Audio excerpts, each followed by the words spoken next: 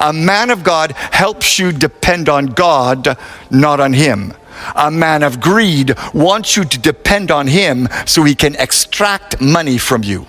A lot of so-called prophets today charge people money for ministry. The more you pay, the more they pray. Today, many churches and prayer camps charge money for what they call consultation. If you give $50, you get a prayer. If you give $100, they will lay hands on you and anoint you. If you give $500, they'll fast for you. And if you give $1,000, they will prophesy and see a vision for you. Nonsense!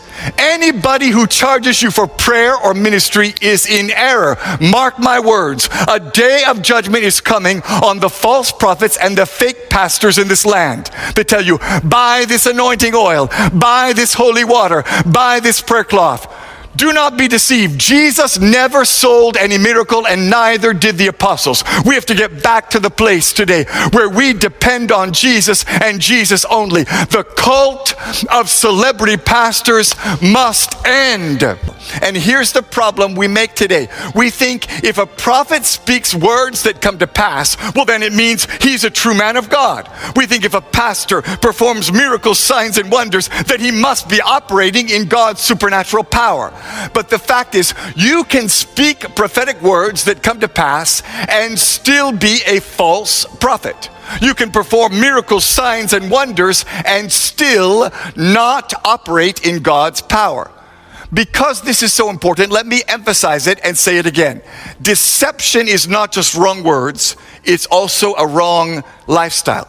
A false prophet may have the right words and even predict things correctly, but if he has a wrong life, he is a false prophet. There's a pastor in Tanzania who said, because I'm anointed, my feet cannot touch the ground while I'm preaching.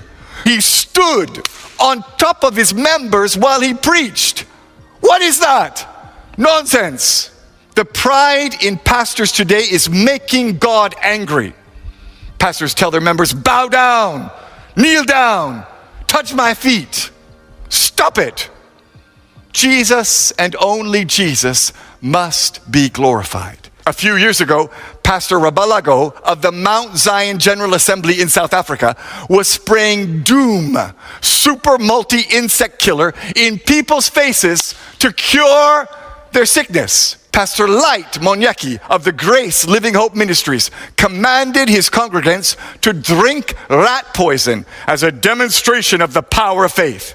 They died shortly after visiting his deliverance service.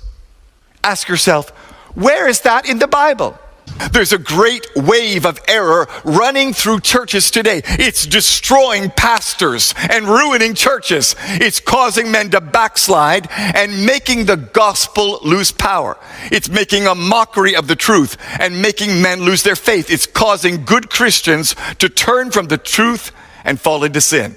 And the fact is, Jesus clearly tells us it will affect many. Many false prophets will come. Many men will be deceived. And friend, you need to know today that the greatest challenge for us as Christians in the end times is not persecution. It's not economic collapse or uncertainty in government. The greatest challenge we face today in the church is spiritual deception.